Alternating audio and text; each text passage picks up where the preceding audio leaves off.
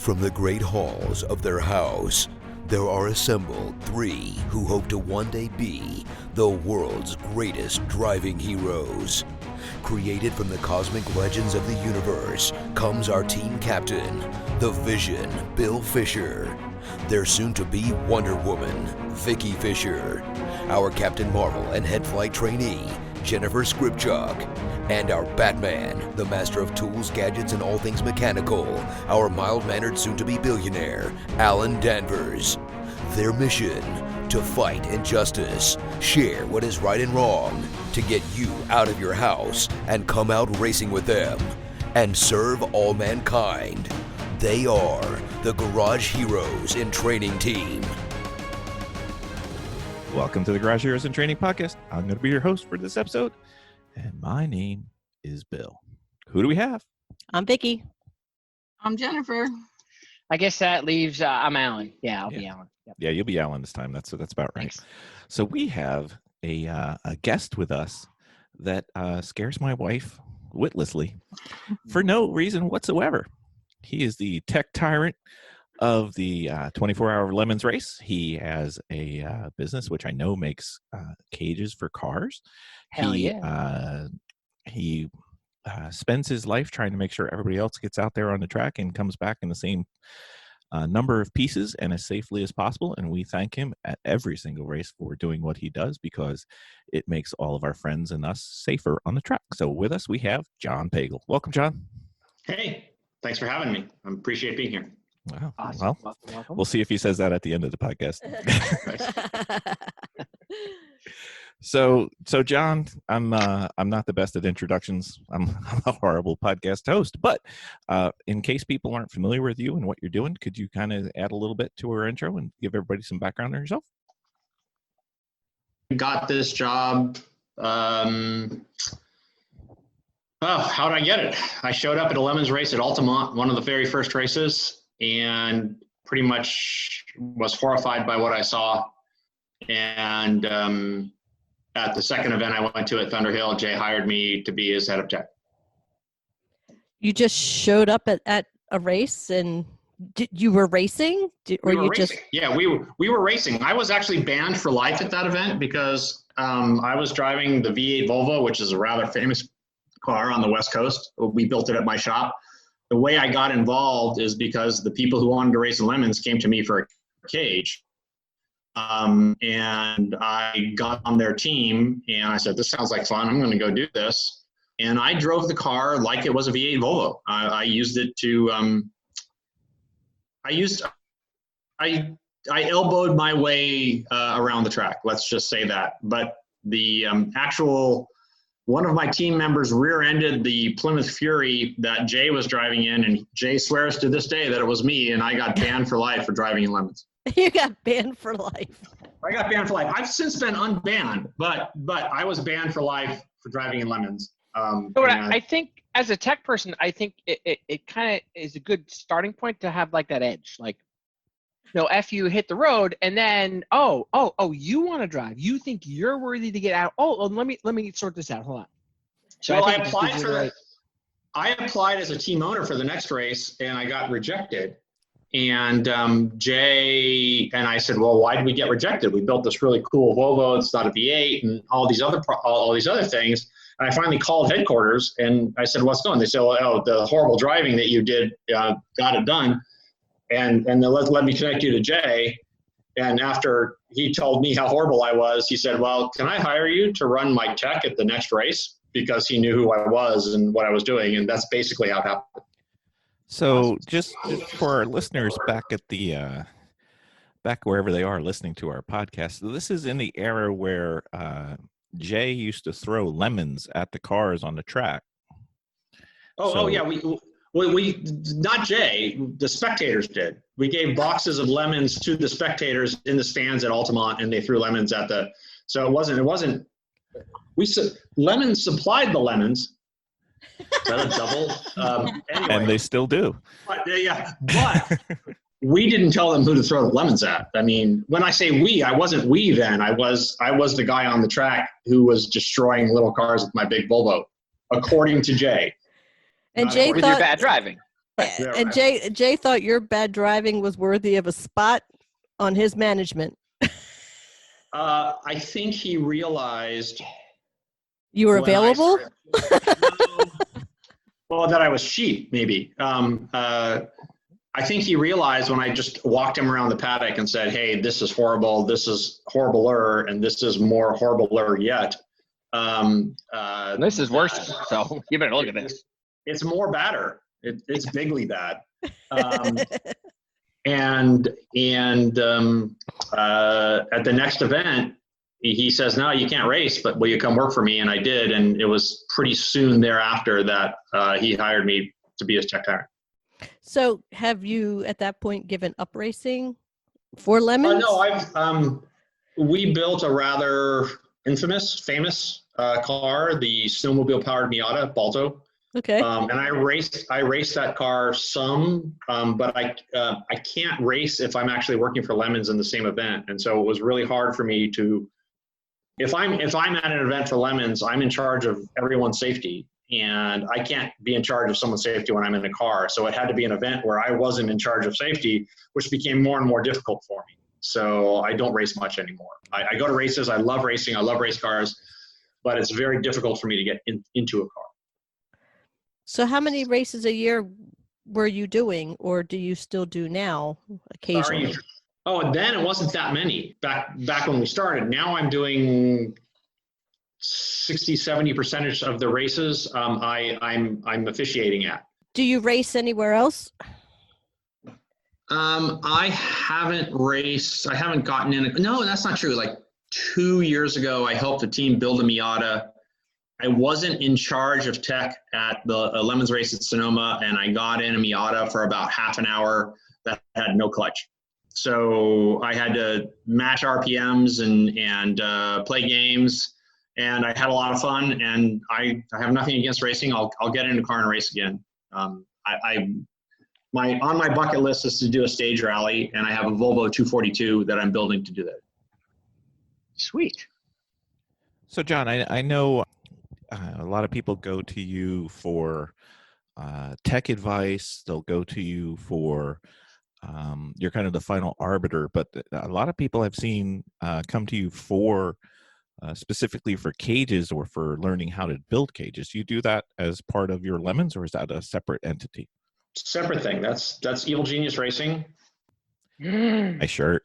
It's a one-man show. I build cages, and I'm a metal fabricator. I have a CNC plasma cutter.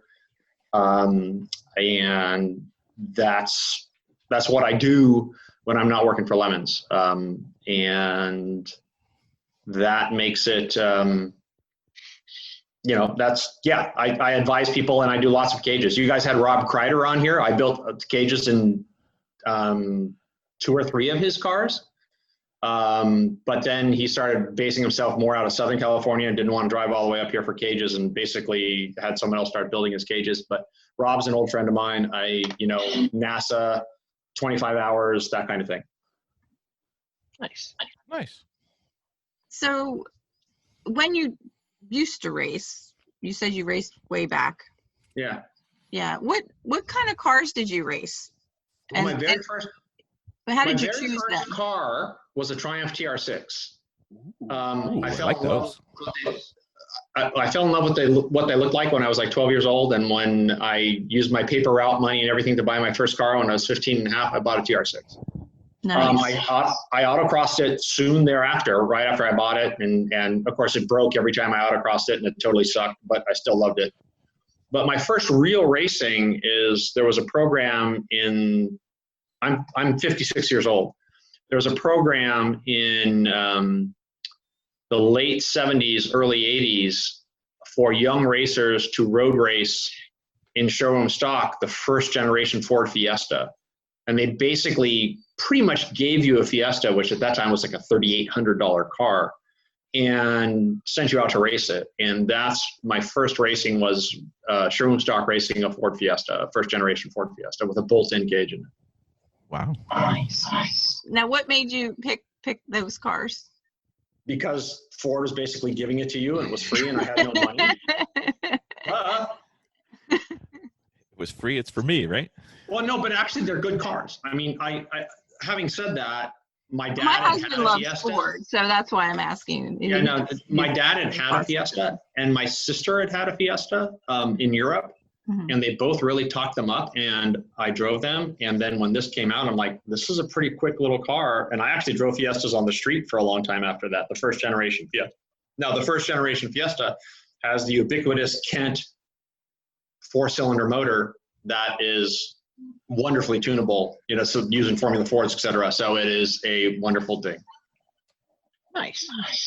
So John, outside of Lemons, what other racing have you done? What kind of HPDs? What other four-wheeled fun have you gotten yourself into? Let's see. I've raced the NASA 25-hour at Thunder Hill many times, won my class in it a few times, not as a driver, as a team owner and team manager. I've raced in it as a driver and in first generation RX-7 and totally sucked. But we won the E3 class in Miatas a few times as Evil Genius Racing, running a multiple car team. Wow. Nice. I'm surprised you'll even talk to us. Okay. No. Back then it was a local race. I mean, the NASA 25 hours near, but you understand, I'm looking that way. Thunder Hill is 50 miles that way. And it's an easy track for me to get to. And it wasn't such a big deal back then. So you're saying it's geographically convenient? Exactly. Yeah, no, it was. And it wasn't, I mean, it was pretty unheard of outside of Northern California at that time. Nice. So I hate to say it, what's the upcoming race schedule look like for this year? Besides can't that answer racing. that. Yeah, I can't answer that. It's all about local rules, about social distancing, and whether we feel it's safe enough, and that we can justifiably run a race without someone getting sick. And the moving pieces in that are way too big for me as a person. That's a Jay question. It's not a John question. Yeah. I can tell you whether or not your cage is safe, but whether or not all of these pieces fit together to be able to legally run a race. Yeah. So, and my apologies. So I'm not putting you on the spot for that at all. Oh yeah, you are. No. I got a whole list of all this stuff. Don't worry about Everybody's that. listening. So I know. let's just say hypothetically, if we were to run things that were currently scheduled, what would your schedule look like? Like what would, what does your June look like? What does your May look like? What do you? I'm still scheduled for most of the races. As of the beginning of this year, the other guy who used to do my job has left, and I have a lot more responsibility. At the same time, all the races disappeared. So I mean, you take whatever you want out of that, but Expanding market share or declining market? Is that? Yeah. Anyway, so the point being is, even though I'm still scheduled for all these races, and if they send me the plane tickets to go, I'm going. Nice. I don't have control over whether those races run or not. There's so many other things. So my schedule is looking like, if the race is there, I'm going. I'll be there. Other than that, I can't answer as to whether. No, and I get that. But like, so what is that? What is your current schedule? And I'm not holding you at it, just so people know. Like what. I don't have it up in front of me. I've been sort of ignoring iRacing, it, Alan. Yeah. iRacing. That's the schedule. iRacing. Oh, I haven't been doing any iRacing. I actually I got to talk to Eric and see if I can get on the whole iRacing thing and call the black flags, because that's what I do when I'm at a race, So I figured Well, I'm telling you, would be the hilarious. YouTube is hilarious. It really is. And we got to get on Discord, because I think that's where they do it. They start harassing you. So, I'll have to get on Discord and do it. But keep in mind, is at my advanced age, I'm a Luddite, and figuring all this stuff out is too much for me. My daughter just got, for her birthday, which was 4 days ago, got a Xbox, and now has, I don't know what it's called, Forza 4, whatever, Horizon. And, I'm trying to drive the stuff with the little controllers and everything like that. And I just keep crashing into crap. I'm like, right. Yeah, we call that techno Amish. Yeah, right. Yeah, that's good. That's good. I like that. No, yeah, well, I know that on the iRacing, if you get on Discord, I believe that's where the black flag people are, and they're just going to harass you. So that might be another Right. step you have to learn. Yeah, Pagel. I know, learning things. I had to learn to program my CNC plasma cutter, and that was a big ask for me as a guy who's got all this training in math. The local planning department, the plans for my house, they were all hand drawn. And they looked at them and like, oh my god. So what has been the most fun thing to cut on your new CNC? And what do you usually cut? The number one thing I cut are seat mounts. Seat mounts, okay. Yeah, I mean, because nothing ever fits. The seat mounts you buy for the seats, none of them work. They're too high for all the seats and everything like that. So I'm marketing a seat mount kit, and where basically I send you all these parts in an envelope, and you use one of them you can, and then you send me the other ones back, and I can credit you for them because there's different heights and all this stuff, and you can use the sliders, and everything's pre-drilled and welded on nuts and all this stuff. And so I bought it basically to build seat mounts, but I want to do artistic stuff too. My wife wants me to cut arches and beautiful trees and all that stuff. It's a 4x5 foot cutter. It's a very expensive machine, high-end machine. I got it about 6 months ago, and Nice. I'm still learning to use it. That's Wow. awesome. So what state do you live in? California. Okay. All right. Oh, there we go. My hubby's hooking me up Right. Very with nice. black screens. So now what? So would you have seat mounts for like a '93 Civic, or like what kind of parts do you have them for? My seat mounts are universal. In other words, they are made to be adapted to anything you want to put them in, so you can get them as low as you can. Because with Lemons, everything's like me into a Lemons car is very, very difficult with our 2-inch clearance rule, which most other racing series don't have. And so all the stock seat mounts you have are both too wide and too high. And so I built seat mounts that you can custom make and then weld up to be able to fit them into much smaller cars. I mean, it's the smaller, tighter cars, the Integras, the Miatas, the CRXs, the Honda Coupes, all of the short The problem cars, areas. Camaros, all the cars that are difficult to fit people, to fit tall freaks like me into. Awesome. I like it. So your shop, what do you build? So you've had a racing team, Evil Genius. Your shop is Evil Genius. Is this just a sign around the back door of your house? What do we got here? What does Evil Genius do? What do you got? I had a big shop with a bunch of employees, a 10,000 square foot shop located about 6 miles from here, and the overhead was killing me, and all of the employment taxes and everything like that were just killing me, and I wasn't making enough money, and I was fighting to keep my employees paid and not make any money myself. So I shrunk it to a one-man shop. I have a 1,500 square foot steel shop located behind my house out in the country, and it totally works for me. And I'm just a one-man show who does nothing but metalwork. I mean, I had a dyno, I had all of the stuff, and I just got rid of all that, and all I do is metal fabrication anymore. I don't work on cars. I don't tune them. I don't do anything. I just build things out of metal. You just cut. Do the cuts. Yep. Awesome. So I would have to say, let me think. When it comes to Lemons, we were going to say what's your racing philosophy. What is your philosophy for the job you do for Lemons? To keep everyone alive and unhurt. I don't know the exact math, but Lemons has raced in the years it has existed somewhere around 20 million miles of racing. Sweet. Without a serious injury on track. Oh, nice. Physical injuries, like emotionally, I was hurt many times, but you're saying physical injuries right now. Oh yeah. Okay, I wasn't sure because I mean.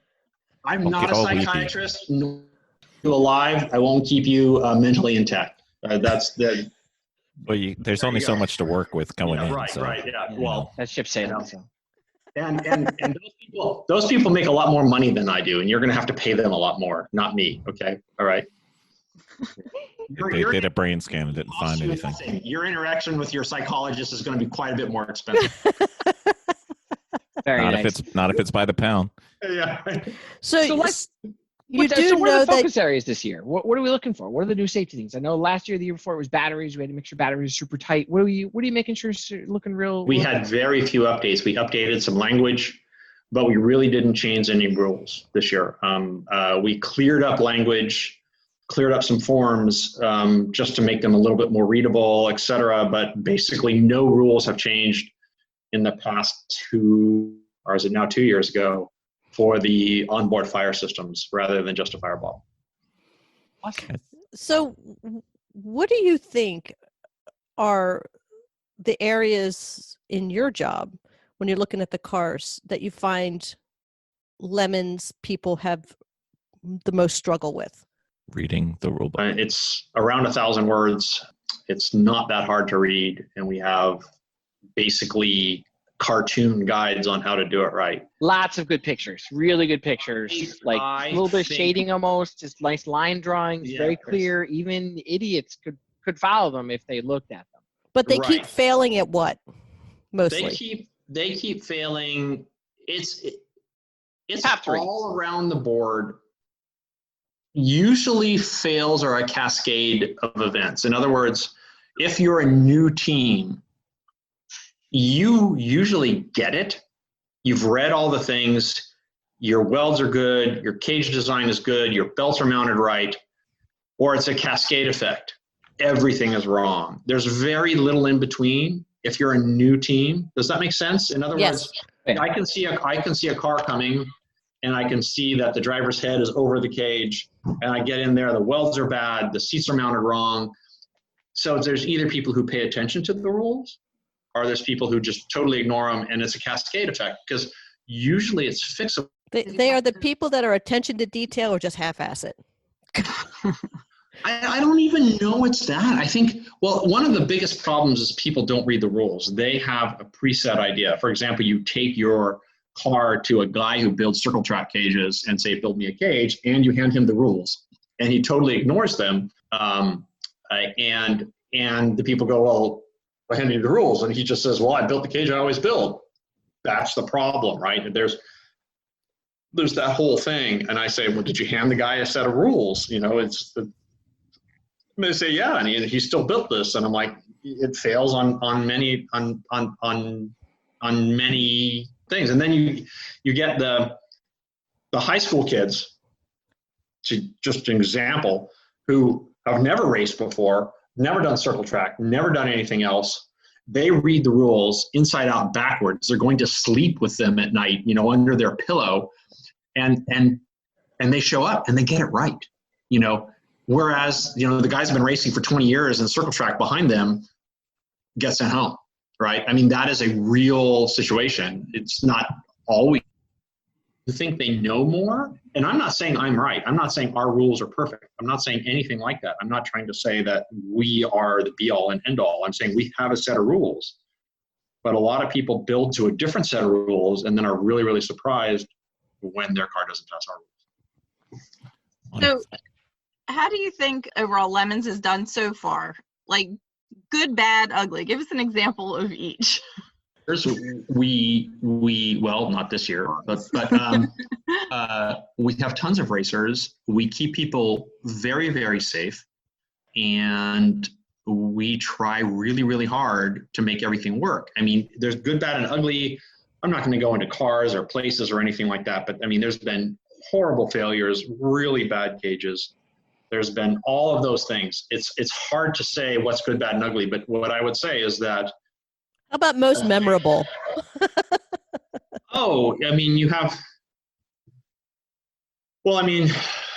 Just last year, at the end of the year at Atlanta, the guys who came in with a cage that was so wrong, and they rebuilt their cage over 2 days in the paddock and got onto the track with 2 hours to spare on Sunday after rebuilding their cage all weekend long, you know, and keep managing the race on Saturday and Sunday, right? And heroic you know, fix. they won an award. they won an award. I think it may have been Heroic Fix. I think they got on track. So Most yeah, expensive cage ever. Yeah, their original cage builder blew up the car. She, which is rare, female cage builder, fantastic, absolutely love it. But she burnt through the car and caught the gas tank on fire when she was building the original cage and blew it up. And So you're saying when you're welding and you're looking for a ground, you don't want to put the ground strap on the gas tank. Is that what you're trying to say? one of the biggest, so the scariest thing for me building cages is the filler neck, where it comes down into almost all modern cars, most Lemons cars, the 99.9% of modern cars put their gas tanks, right? And that's right where you want to mount everything. So you're basically welding over a plastic tank, because all modern tanks are plastic, they're not steel. You're basically welding over a plastic tank, pulling it up, which is exactly what she did.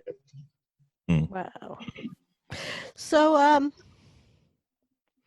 besides the read the rule books, what would your thoughts be for newbies? And look at the pictures, right? Because if you can't look at the pictures and read it, then, and if you don't, you gotta have a friend that reads it to you. I mean, honestly, if you can't read, looking at the pictures is probably a better deal. So I think there's 3 steps. I think there's go to a race, not to race, not to buy a seat or anything. Actually, show up at a Lemons race. That's a good idea. On a Friday, not Saturday and Sunday when the cars are out going around and you can't see them because they're out on the track. Show up on a Friday morning and watch everything and see all the cars that are in the paddock and understand them and look how they're built and watch them go through tech and see how they fail. And then second thing is to buy onto a team. Spend your $500 to $1,000, whatever it takes to buy onto a team and go racing. And then step 3 is to get onto a car. John, I know you're really busy on the weekend, but I hate to break it to you that the cars aren't only in the paddock on Fridays. There's plenty of them to choose from on Saturdays and Sundays that aren't on the track either. But those are broken cars. They're not good cars to look at. Oh, okay. No, they're cars to look at. Yeah, right. They are just looking at them. They are sitting still, but that's a good failure analysis point, right? You can see what went wrong and how I shouldn't do that. Yes, so that is a negative reinforcement diagram. So somebody's got to use their car to keep that paper from floating away in the wind, you know. Yeah, exactly. Right. Exactly. So I think Vicki, I interrupted your question, but Vicki was kind of looking for, we're trying to get people who maybe they think they're into driving or maybe they like driving, not commuting. We're talking about like driving or HPDEs or track days, or hopefully, eventually they may come into Lemons. Is there any tips or tips of what to do or tips of what not to do that you'd recommend to them to try and get them to be a little more comfortable? I think I already said it. I mean, I think HPDE doesn't intersect the Venn diagram with HPDE and Lemons, and wheel-to-wheel racing has a scarce intersection. I don't think that those are really great to send someone to an HPDE and then say go race in Lemons where it's wheel-to-wheel and all these things. I think there's a big disconnect there, and we lost you after disconnecting. Run an HPDE and then get into a Lemons car. All rules out the window. Yeah, right. So I would say, show up at a Lemons race and watch it. You pay your $30 to get in, and watch a Lemons race. Exist, hang out, drink beer with people in the evenings, and have a good time and understand what's going on. And then either start your own team or buy onto a team. And then if you're really into it, build a car, or buy a car. Those are the things that I think are to me, that's the way into it. I think the whole HPDE and all this other stuff, I think those are disparate. I think that it's that's more car control. Yeah, it's car control, and it is problematic, I think, to say that, which, you know, you have coaches and all this stuff and lead follow and everything. And the Lemons race with 150 cars, it's just pinballs rolling around in a pinball machine. Okay. You know, it's completely They're like different. a bunch of lunatics out there. Oh my God. Exactly. Free for all. So Jen, It's still good to know the rules. like what a What line they is. should be. Yeah. They do teach you the line. They do. The line, the flag. But the line doesn't exist in the Lemons race, right? I mean, Right. You're It right. exists. You never get to use it. Yeah. It Yeah, exists. exactly. That's what I'm It's a saying. It fight to doesn't- stay on it. Yeah, right. Yeah, right. Exactly. I own, you know, there were races where we handed out title certificates to the line when people came into penalty box and said, I had the line. We had them printed out. They were these beautiful, beautiful things because the people come in and they said, we had the line, and we had these giant, you know, title deed to the line, and we handed to them and then parked them for half an hour. Right? Nice. Yeah, I think if we parlayed it into like stickers, we could stick those right in cars. That'd be great. That's Yeah, a great right. idea. Yeah. I like it. So roll cages. That's a big thing to keep us safe in the cars, right? I mean, Yeah. let's look at this. We have crappy drivers, right? Yeah. Crappy cars, driving Here. for a long time, and we're trying to keep everybody alive. So you put cages in them. What are some of the key design installation tips that you can tell me? Go to a circle track guy, Well, right? You said, yeah. Yeah, no, I'm not a circle track guy. I actually Don't go to the circle track guy. Oh, stock about 30 years ago.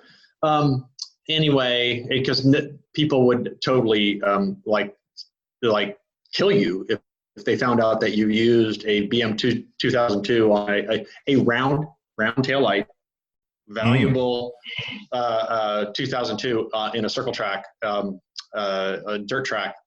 But I did that for a while, and it taught me some things. Anyway, the point being is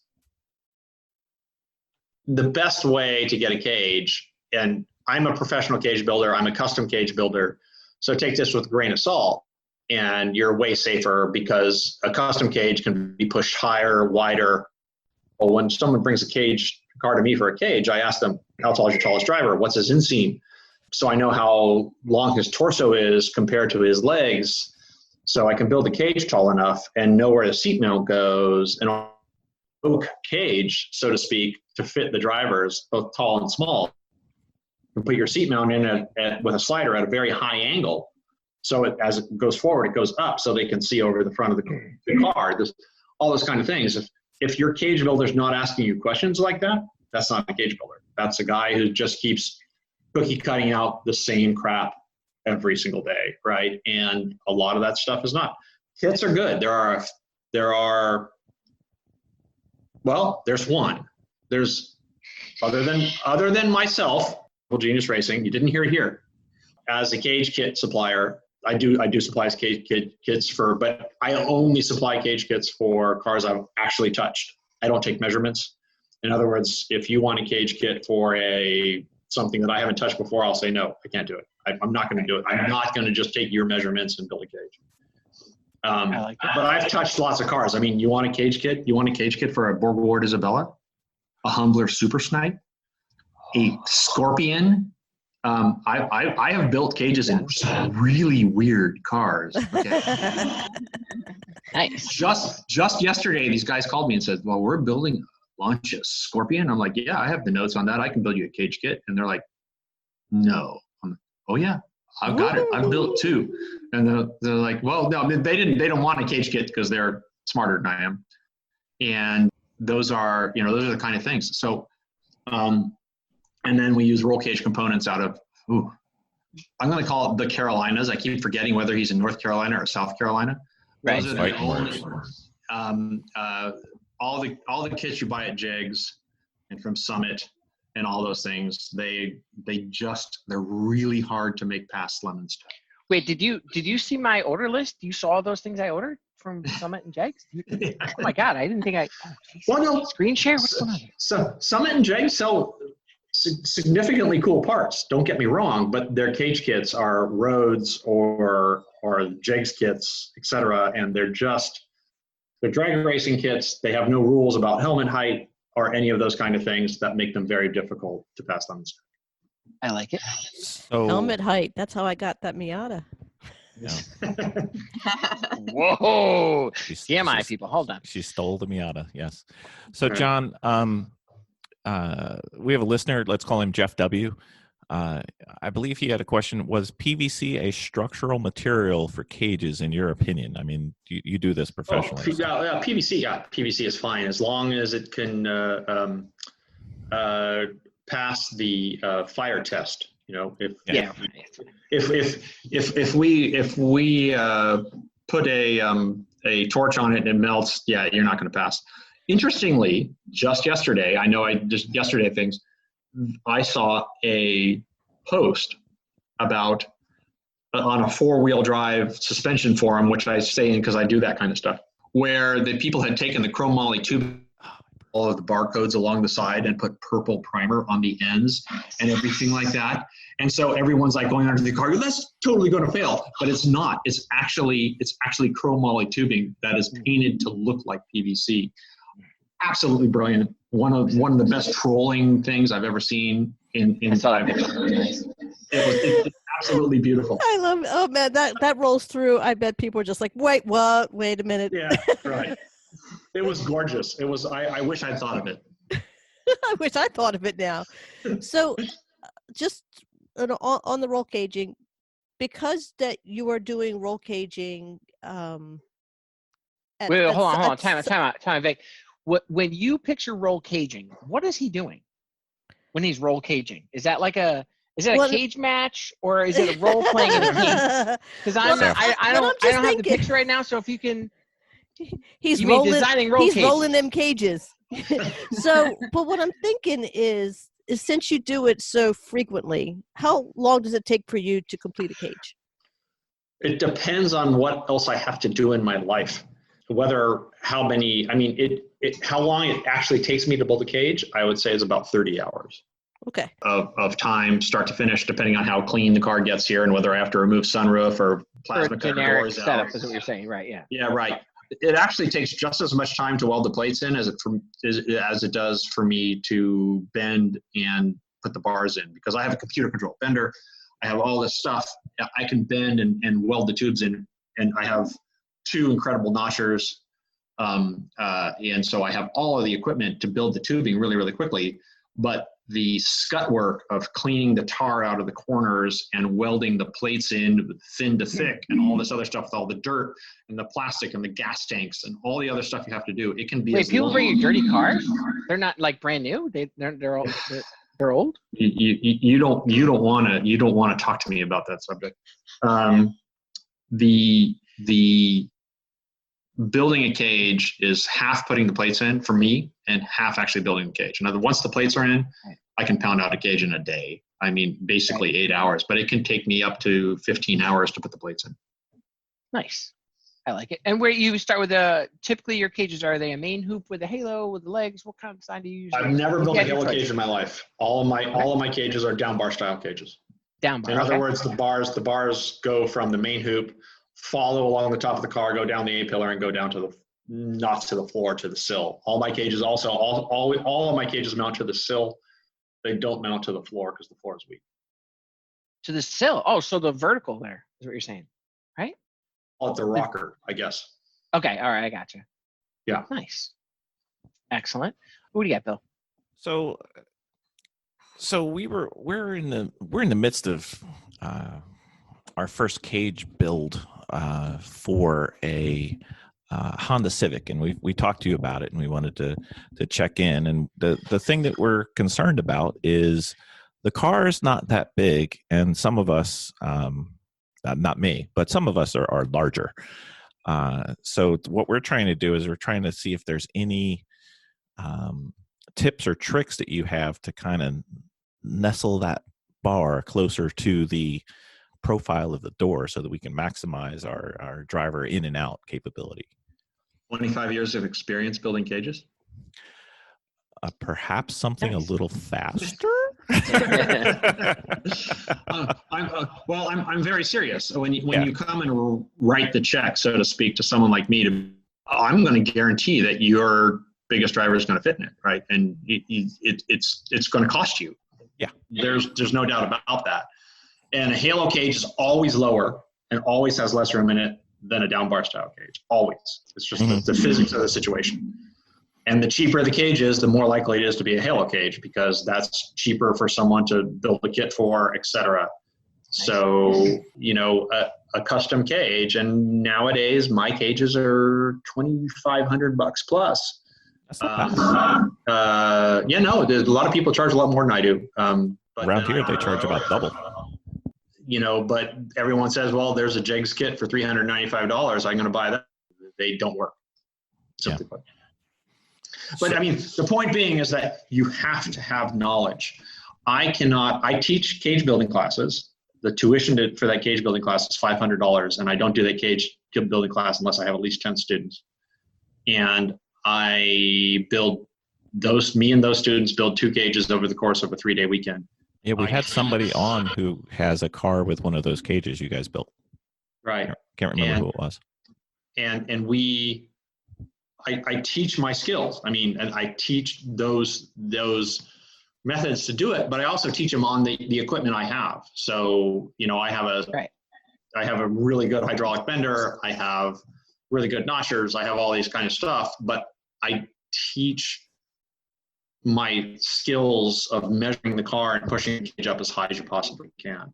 And that almost always requires a custom cage, not a kit. It's that simple. Right. Well, we just purchased a bender and a notcher. So now we just have to work on our knowledge. What kind of bender? Eastwood, the hydraulic assisted one. Yeah, okay. I don't know how that works. Is it a draw bender or? He doesn't know either. It's probably still in the box. It's not in the box. It came assembled. Oh, that's right. You didn't come assembled. You had somebody assemble it. Get out of here. What the? What I'm thinking is that we might have to see if we can find a John Pagel here on the East Coast. There is no other John Pagel. Well, somebody that we can take classes from. Well, I'm working really hard on moving my roll cage teaching to the Midwest and East. I know there's enough people for it to be profitable for me to do it if I can get the buy-in of my bender and welder suppliers to supply the equipment to me there as a lending equipment. And it's in their interest to do so, because almost everyone who takes my classes instantly goes out and spends $2,000. Everyone's got their crappy Harbor Freight welders or whatever like that. They come and use my equipment, and they're like, it's a different world. And they just go, I mean, almost the first call I get on a Monday morning after as a kid is, I just found this Miller welder. Is this a good deal on it? You know, after using my Miller welders or my plasma cutter or anything like that. And the number one thing that the people buy, the first thing they go on Monday morning is buy a plasma cutter, because they used my plasma cutter and they realize they don't have one. And they need one. They need one. And the second thing they do is they go out and buy a real welder. You know, either my statement is really simple. You either buy a Lincoln or a Miller. I happen to have Miller. Lincolns are really just as good. I just I'm used to the way Millers work. I know how to twist the knobs. They're both really good machines, and I highly recommend them. I learned to weld on an Italian-made Silver Beauty, and then someone let me use, and I was just fighting it. I couldn't do it, and I'm like, I took all my classes. I'm a certified welder. I've done all this stuff, and then someone gave me their Miller welder, and I'm like, that's how it's supposed to work. Oh, all right. The angelic voices started singing. You know, the bright light came on and everything like that. You know, like I'm like, oh, it's a different world, and it's real. It's very real. And I tell people that. I said, you know what? You know, buy the real stuff. And everyone was like, but it's expensive. I'm like, you don't have to buy the most expensive machine. You can, you know, for roll cage building, a 170 amp machine is totally fine. And you can go forward. But that's where it is. And so I'm working on setting up a set of classes on the East Coast and in the Midwest, probably Michigan, and probably Philadelphia area. I like that area. Pardon me? I like that area. That helps. Yeah, no, I'm just saying, I'm probably going to do within a year. I'm probably less than a year. I'm going to have classes in those two areas. I'm going to fly out.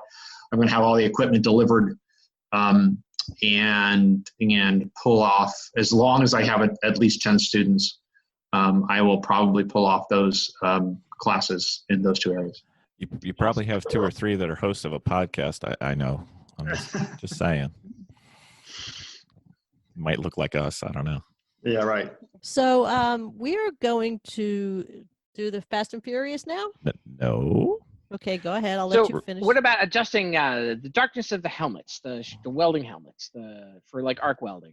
What's the deal with that? There's different settings on that. So let me get back to this. So Vicki got a quick instruction from one of our friends who's a very good welder on our end, and I talked to her about it afterwards, and she's like, "Well, I really couldn't see anything," and it's kind of one of those, you know what's right by how it feels, but in this case, you know what's right by how you see. So I think it's a balance of being able to see and making sure your eye doesn't get hurt. Right. Right. I mean, I really could not see anything, and I could barely see what I was laying down. Right. So it was too dark for you. There's 2 ways to do it. You turn up the ambient light. In other words, you need a lot of light that's not Like outdoor light. can run your helmet. Yeah. You lights, LEDs, whatever the That's good subject information. to be able to see it. That is not the arc, and that allows you to run a darker helmet. In other words, you can turn the shade darker and not hurt your eyes, or you can run it in a dark area and run it light. And I run my shades pretty light, and I've been welding for 30 years, and I haven't damaged my eyes. I run my shades really light, like 9 to 11, instead of up around 14 or 13. Okay. And I can see what I'm doing, and I don't try really, really hard to get a lot of ambient light in there. But if you can get light shining down into it, you can run the shade much darker. Okay. That's good to know. Since I've never done it before, but I was learning. It was awesome. It's very artsy. So yeah, I mean, it's all technique and it's all practice. I mean, everyone's a good welder. Everyone. All it does is take time with the torch in your hand. Right. awesome. So some key points of cage installation, right? You talked about a half of your time is spent getting all the sound deadening and the rubber and the garbage out of the way so you can get some solid plates in, right? Yeah, yeah. And for lemons, we're required, what are we talking, 24 square inches, is that right? 24 square inches minimum per plate, yeah. Okay, so we're talking 4 on the floor and then the third one, I'm sorry, 4 and then the 5 and 6 are back at the shock tower or something like that? Anywhere, I actually land them on the frame, usually not on the shock tower, but yes, they all have to be at least 24 square inches. Awesome. And then, let's see, what about, so you talked about the leg design versus the halo design for a cage? What is the halo design? The halo design is that the bars above you go from the main hoop, which is the transverse bar behind the driver. Right. That goes from the floor up to the roof and back and down. And a halo around to the front like that, that's a halo. I'm sorry, explain that again. The halo, it comes around to the front? It comes from the top of the main hoop behind you. It goes along the top of the doors and then it goes across the front of the car. Okay. So it's one big loop around the front is what he's saying. Around the front. Okay. Like ours go from the back across the roof and then down to the footwell. Yeah. And then the kind of cage I build is called a down bar. I call it a down bar style cage. Okay, and that is? And that's the style we've used. That's what you've seen. Goes along the top of the door, down the A-pillar to the dash, and then down to the floor. Okay. And that allows you gives you much more ability to push that bar higher and wider. Okay. Because you can tweak it and bend it and make it fit much better than that. But that twist, because it comes out of the main hoop, it hits the top there, and then it actually has to bend both down along the windshield and out because the car is wider at the bottom than it is at the top, right. And then down. Getting that twist in there is very, very difficult, which is why amateur or first-time cage builders build halo-style cages. Okay. Yeah. So John, one quick question, and you know, you're the guy who's going to tell us whether it's okay or not. If the bar that comes from the back, the down bar that you say, Yeah. are we allowed to? I think we're allowed to. I just want to make sure we're allowed to bend it to follow the contour of the car in the, let's call that the horizontal and the vertical Between to A make and it B pillar. to make it Yeah. snug up to the roof. Correct. Correct. Okay. As long as that bend isn't negative. In other words, it's not a back bend. So the bends all have to be, the bar has to be on any back bends in those cages, because that's a As few bends as possible. As few bends as possible, but Yeah, you broke up unlike right there. So as long as the bar is what? bent, the bar is bent inward and the bend is outward. In other words, if you take a bar straight across like this Right. and you bend it over like this, okay, if you compress that bar, it has to get longer and put everything under compression to fail, right? If it's bent like this and it gets that, the bends at the end of it are under tension and it's far more likely to fail because you've basically built a hinge into it. So the bends in all bars, except for door bars, we allow back bends in door bars. I don't like them. They're not recommended, but they're allowed. Have to be outward. So you want to maintain an arch. You can have a bend up like this and then down, and the bends have to be, the bends need to be facing away from you, which is reversed on a computer screen, but you know, it's down away like that. A limit on the number of bends in a bar. Okay. Many series, NASA, SCCA, if you put too many bends in a bar, it has to be thicker stock, it has to be all this other stuff. There's many rules about that. We don't limit that. In fact, many of my main hoops have little bends at the top to follow the contour of the roof to push them even higher. And they are 6-bend cages. In other words, I do 2 very close bends at the top, so it follows the curvature of the roof before it starts coming down. And then there's the bends at the shoulders and come down. So there's 6 bends in the cage. That's not illegal in SCCA and NASA and some other series, but it is, it causes you to go to a higher, either a thicker tubing or a larger diameter tubing if you use more than their maximum number of bends. Awesome. Awesome. We certainly appreciate you not having such technical specifications for cage building, because otherwise, yeah, I don't think as many of these crap cans would be out there on the track. So you talked about the bolt-in versus weld-in. Yeah, the bolt-in stuff is just a generic. A custom-built weld-in is much preferable. Well, What about, what's that? No series wheel-to-wheel series anymore allows bolt-in. Bolt-in cages are 1980s at best. 1970s is normal. And basically, bolt-in cage has not been legal for God knows how long. I mean, they're just not legal anywhere, except for like drag racing or circle track. Awesome. All right, so we got our down bars. We have to have a bar across the top of the windshield. What do you call that thing? Windshield bar. Windshield bar. See, there you go. I like it. And then we're not required to have a dash bar, though. Is that correct? Correct. Are we looking toward that or no? I would say it's in the offing eventually. I'd say that as rules are likely to become required at some point. I don't know when. To do a dash bar, I don't know if you have to remove the dashboard, but I kind of think you do, because if you don't remove it, it's going to be hitting or could be hitting the driver's knee. Is that right, or am I? Yeah, to build a cage, if someone brings me a car for a cage, I tell them to remove the dash. They can leave the dash reinforcement bar in the car, and I can either work with it or work without it. But the dash has to be out of the car, because you cannot get the A-pillar bars far enough forward with the dash in the way to do it without doing back bends. So yeah, okay. The dash has to come out of the car to build a cage. Okay. Very well. Awesome. What other safety stuff were we looking at? What else? What else? We've talked about cages quite a bit, but there's lots of other ways that our crappy cars fail and are dangerous. So what other awesome ways do we find to break our cars? What else have we done? What else are we looking for? What fails tech? Fuel cell. Everything fails tech. The cage is the number one thing we look for.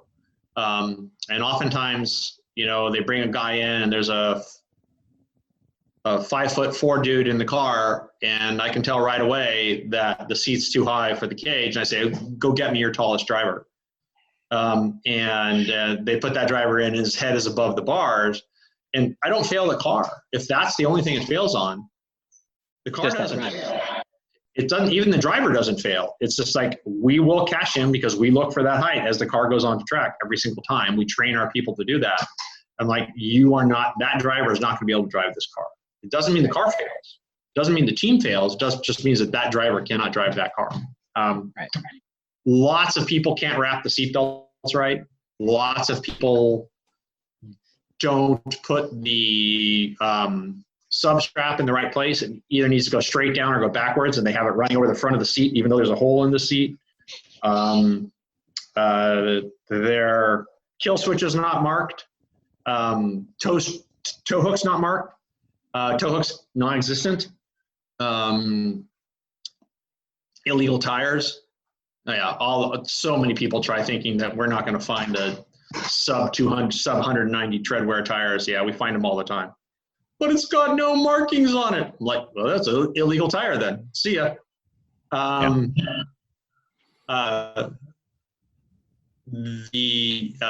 things like that. I mean, then they're trying to pull stuff. I mean, I have found cages that have been spliced together and welded and ground, and they try to flat, and I can feel it. I run my hands down the cage, and I'm like, this cage has been cut and put in from another car, and it's sleeved, and it's no longer legal. And they're like, but how'd you know?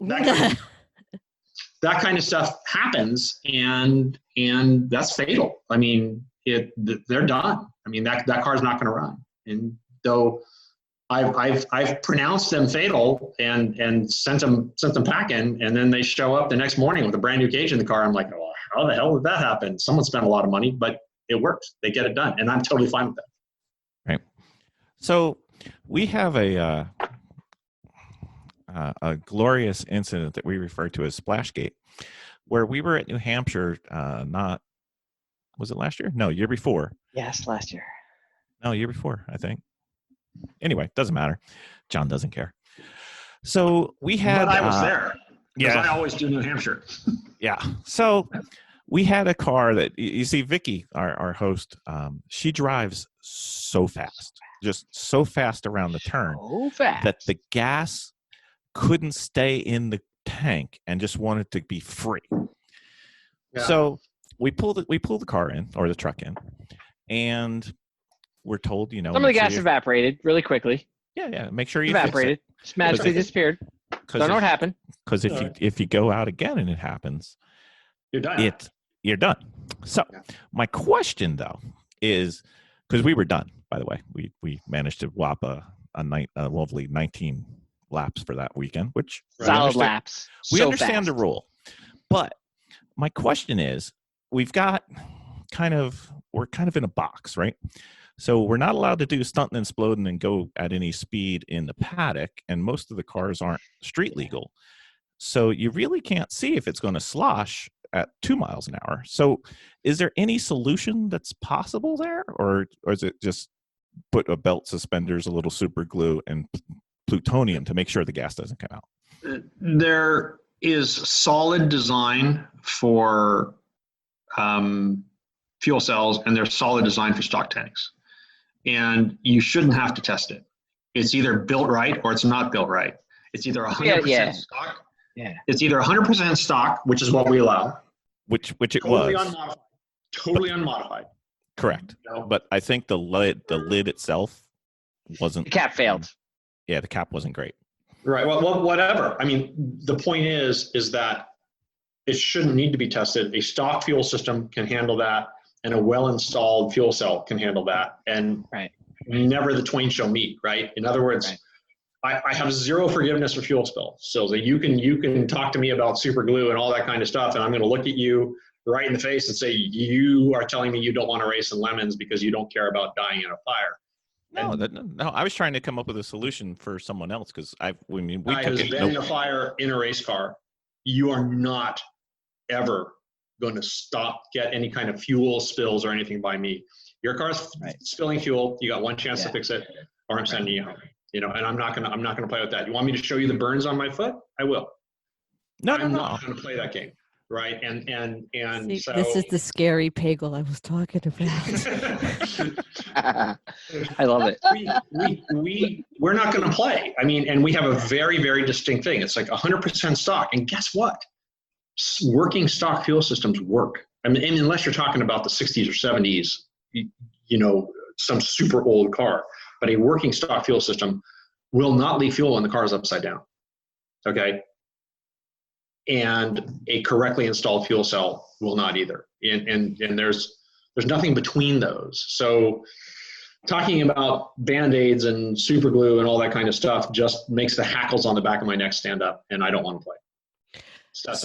So I went to go race in Lucky Dog, and what really surprised me that took a little while for us to get used to was window netting. You would get a penalty if you drove out without your window net up. And that was something that we kept forgetting to do because it's something that we were not adjusted to. It dawned on me what a great idea window netting was after we raced one particular race at Thompson where the one car went airborne and decided to roll on its nose because the guy tried to thread the needle with it. Yeah. Has that ever been brought up in Lemons? Window nets are a thorny situation. I can't prove at this particular point in time, and we can't, working with our insurance companies, can't prove at this particular point in time that window nets are any safer in the kind of series we run in. They limit your ability to get out of the car. They limit all kinds of things, and they don't seem to stop anything from coming into the car and hurting you. Mm-hmm. They just keep an arm in if you need it. They keep an arm in if you need it, and I'm willing to accept someone with a broken hand over someone who's dead. Mm-hmm. So there is mitigation, and it's very complex. So this game that I play, doing what I do, is complex. I'll say it again, and I'm not going to. We are not at this point going to require window nets. It may be in the future that our insurance company says we do. If there's an impact large enough that it's coming through your window, the fibers in a window net are unlikely to stop it anyway. And it's very unlikely that your arm comes out the window net, because as you roll over, your arms bang around up here rather than go outside. And it's extremely unlikely that, and again, you want a tip fib break or whatever like that, and you go home and kiss your wife, girlfriend, boyfriend, whatever. I'm totally fine with that. And you got out of the car that's on fire. The modern racing has so many things binding the driver to the car: the head and neck restraint, cool suits, radios, all this stuff binding the driver into the car. The window net is just one more barrier for people to get out of the car. And in the Lemon situation, we're not down with that. So at this point, we are not requiring window nets. We have no future aspirations of doing so, but if we are forced to, we will. Fair enough.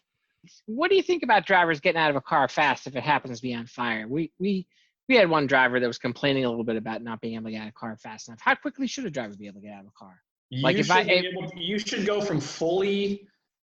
You should be able to go from fully everything in, everything connected, your cool suit and everything like that, to being out and 5 feet away from the car in 15 seconds.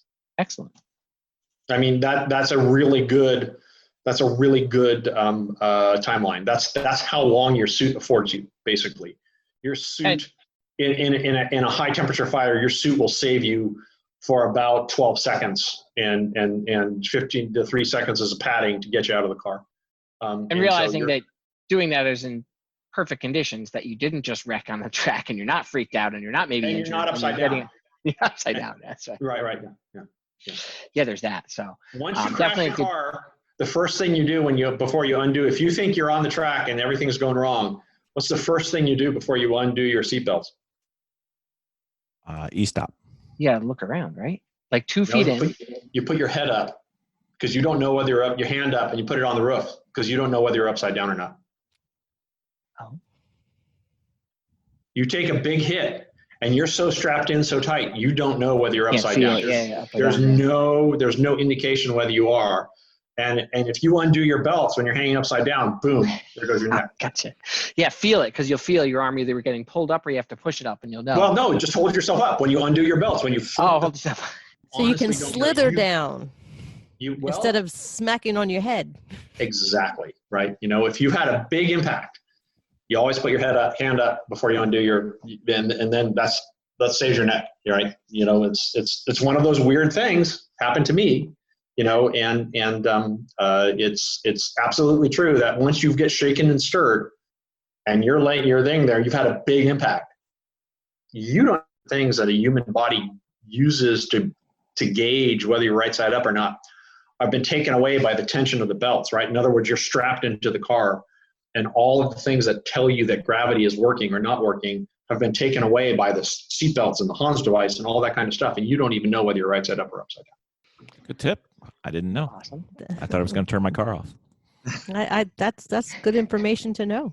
Yeah, no, you definitely, and you know you're right side up and all that kind of stuff. I'm talking about when something goes all the way wrong. Yeah. You make sure that you're not upside down before you undo your seatbelt. I have never seen a wreck like I'd seen at Thompson before.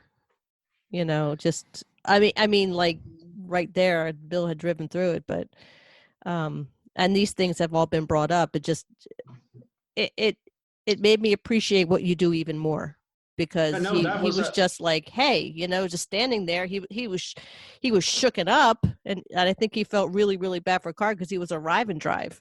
Right. But, yeah. You know, it was pretty serious. I mean, I actually had looked down and I had grabbed my cup of coffee when I was sitting up in the tower. I was managing that race, and I took a sip. I went like this, and I looked up, and there was a car flying through the air. I missed. I mean, I was landing, actually. I didn't even see the accident happen. And that's how quick that kind of thing happens. And I'm up there in that tower. You know where the tower is in Thompson. It's way up, and, you know, and all that stuff's going on. And I saw all that stuff, and it's like, how did that happen? You know, I think it's so quick. Well, I think it was NJMP, wasn't it? That one was big too. Yeah, the NJMP one is the one I was thinking of. You know. Yeah. Never in my life have I seen anything like that. No, it's very real. But you notice everything worked. Everything worked. The crush part of the car crushed. Mm-hmm. It absorbed the impact. All of the harnesses held, and that's wall what we got the worst of it, right? Yeah, you know, every single with the wall in the car. You know, we want the car to fail. That's everything that was supposed to worked in that incident. You know, other than the drivers. Yeah. Well, he at Thompson, he did manage to shoot the gap. I don't know how, but they did. Yeah. That was amazing. So when it comes to roll cages, are there any sources across the country that come to mind that you can share with us, other than yourself? People in or the if whole you can't do it yourself, you know, well, do you know people that you work with? The only two people in the whole country that I recommend are myself. I'm sorry, that may sound like a conflict of interest, but it's neither here nor there. I'm a good cage builder. And is Roll Cage Components in South Carolina. And those are the only two people from a national basis that I can recommend. I mean, there's local professional race shops that do incredible jobs. TC Designs in the Bay Area here in California, a couple of people in Southern California I know, a couple of people in the Northeast and everything like that. I sort of have a database of those, and I don't know them. But for people who ship kits and that kind of thing, Jim at Roll Cage Components does a fantastic job. And he, I've got zero problems with him. He is the only kit manufacturer who Lemons who advertises Lemon's Cages that actually calls me on a regular basis to make sure his cages are working right. Okay. No one else ever has. Jegs has never called me. Rhodes has never called me. Any of the others, none of them have ever reached out to me. Jim at Roll Cage Components touches up with me at least 3 or 4 times a year, probably more than that, and make sure everything's working and that his cages are working. And therefore, guess what? I recommend it. Yeah, sounds like a good. His concern is quite high, so that's awesome. Mhm. Yeah, no, he like me, he's a one-man show. He is not a company, a gigantic corporate, Jegs or whatever like that, trying to do all this stuff. He's just an honest dude trying to make a living and keeping people alive, and I'm totally down with that. That's awesome. So, are we now moving on to Fast and Furious? Yes, and apparently I'm editing some more, so thanks. Okay. Yes, you are going to be doing editing anyway. So we have the Fast and Furious questions. So Okay. there's going to be a bunch of questions we'll ask you quickly between Vicki and I. Okay. So what was your very first car? 16 years old, just got your license. What was it? Triumph TR6. Oh, Nice. That's starting off on a high note, by the way. Just Right. what year? 1971. Nice. Okay, in the 70s. Now I'm starting to like it. Right. it wasn't 16 in the 70s, though. I know, but it just makes it nice that you're driving an older car. I was 16 in the 70s. We won't go there, but okay, all right. Well, we're all about the same age, so that's okay. It's just we've had a run of guests who are like, well, my first car was a 2008. We're just like, oh my god. Right. Okay. Next. So, what is the one thing that no one knows about you that would surprise them? Your kid's running around in his yard. I once smuggled vodka into Norway from the Soviet Union when I was a teenager. Wow, that's impressive. There you I'm go. You're impressed. also on mute, but I like it. I like that. You haven't heard that one before. Okay, automatic or stick? Oh, all of my cars are sticks. Even my dually diesel has a stick in it. So Nice. yeah, everything. Even my Insight, my hybrid supercar that gets great mileage has a stick in it. Yeah, everything is a stick. I get the feeling if you had a Tesla, you'd make it a stick somehow. So, who's your favorite race car driver? Not on this podcast.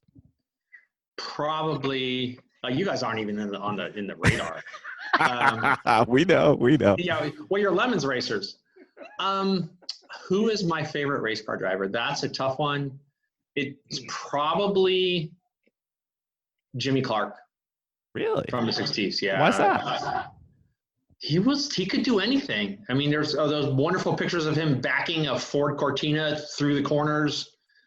He was fast in anything he drove, and he was a gentleman. He was cool.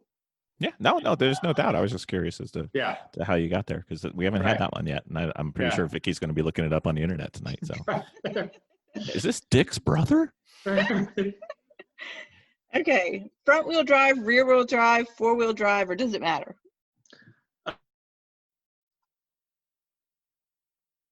Cars are, well,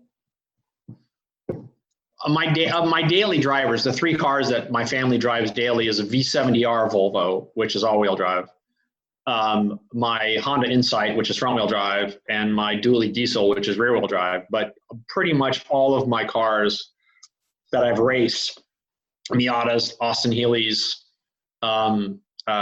Sunbeams, all have all been rear-wheel drive. So I would say that I'm a rear-wheel drive guy. I truly am. For racing, yes, but for daily driving and front-wheel drive cars, I have zero issue with having fun with it. What is that one car that got away? The Ferrari 330 GT Lusso that I owned when I was 18 years old that I bought for ridiculously cheap money, and I wish I'd kept. Brilliant.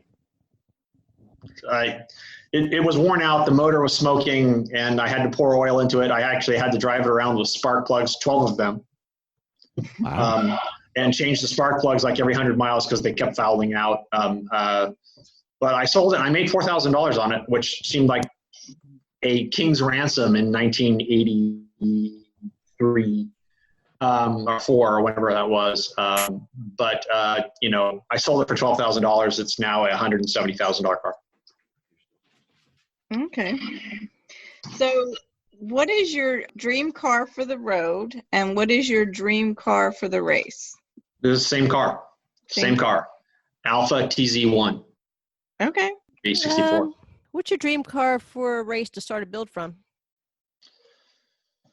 Whew, lemons? If you're building, or if you're I mean, racing. what am I building it for? I mean, each race series has a different set of rules, right? And a different set of things. What am I building it for? But if you were just to say, I'm going to assume lemons. My life is lemons. That's what I do.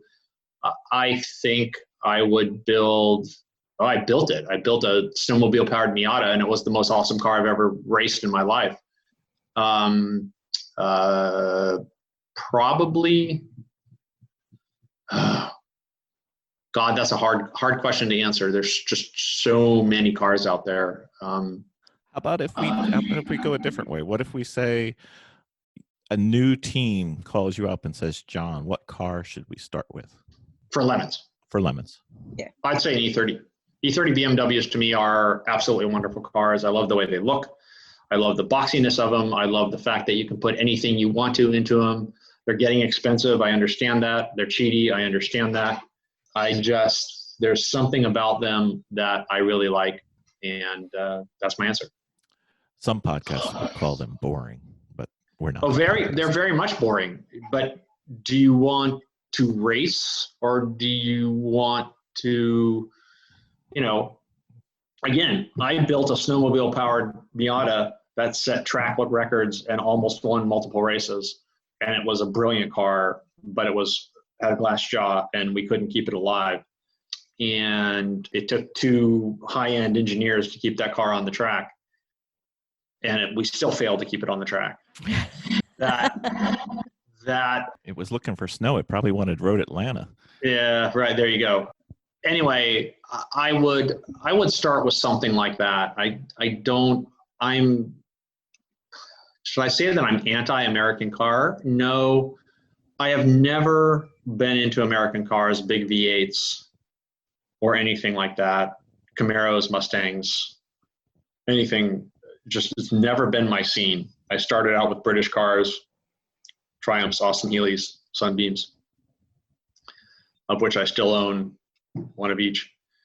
And I've just never been into big American cars, though I could make an argument for a SN95 IE, you know, the 94 and later Mustang. That's a pretty competent chassis, and you can pretty much do anything you want to it, and it's a pretty brilliant car to throw anything you wanted to at it, and somewhat unbreakable. Vicki broke it, but that's a different story. Right. Okay, so next question. If you could only drive and race cars from one decade in the past, what decade would you choose? 60s. Okay. Easy.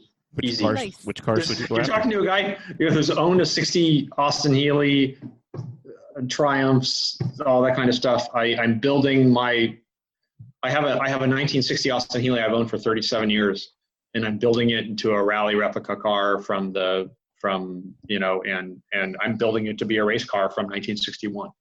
And I eventually will vintage race it, and that is the era I love the best. Skinny tires, drifting through the corners, Sounds crude like you need a suspension. I don't know.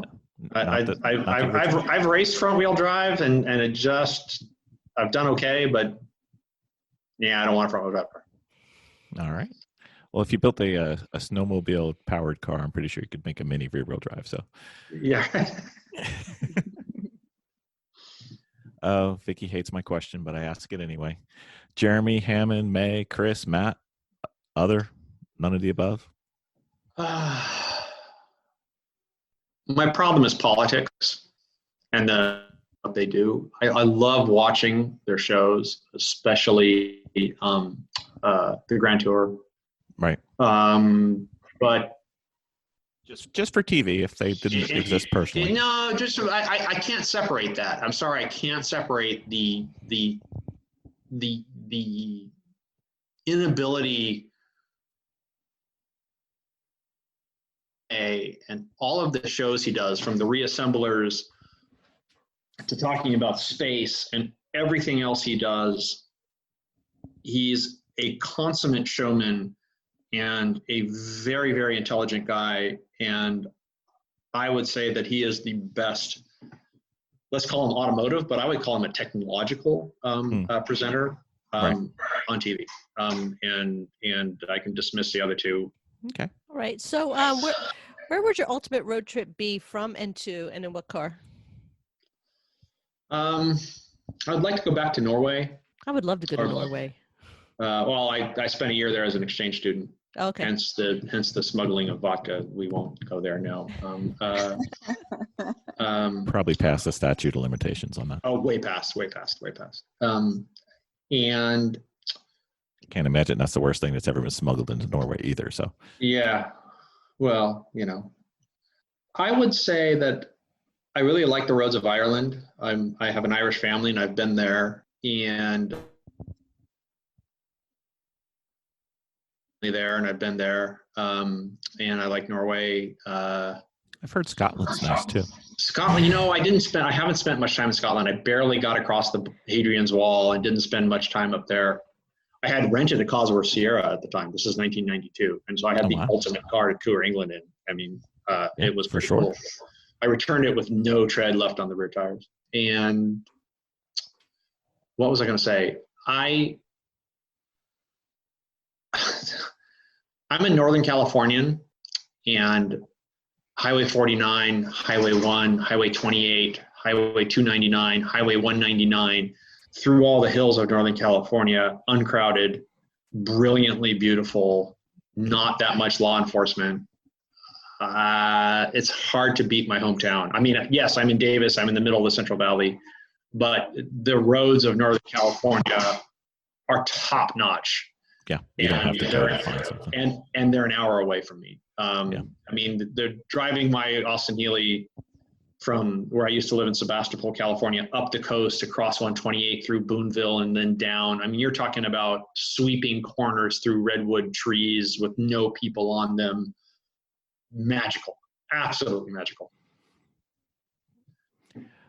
I'd say that's a little better than the New Jersey Turnpike. Nothing against the New Jersey Turnpike. But, Oh, I've got something against the New Jersey Turnpike. I've been on it. Okay. Okay, so what is your favorite car movie or car from a movie of all time? It's probably the standard two. It's either Grand Prix or Le Mans. Those are really good movies.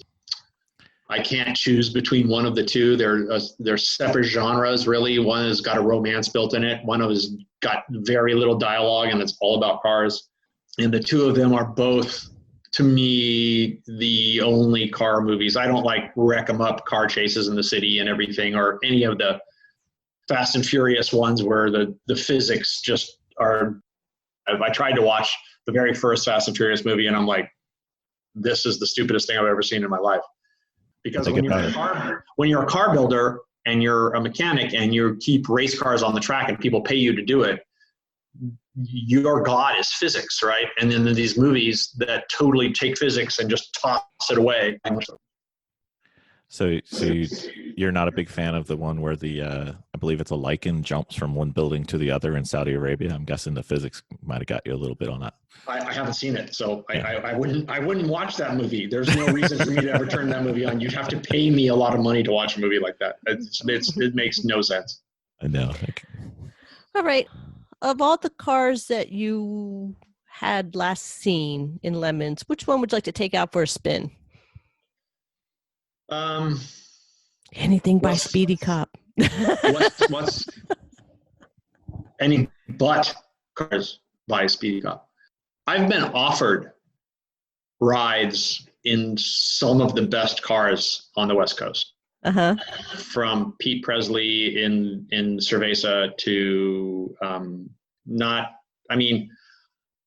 I haven't, sounds like I'm patting myself on the back, but I have enough credibility that I've been offered rides in some really nice Lemons cars. Mm-hmm. I never can take advantage of them, but I'd really like to drive Pete Presley's Cerveza car. I mean, that is the winningest car in all of Lemon's history. Well, maybe it's between them and why can't I think of the name of the Miata team? Where did it just went out of my head?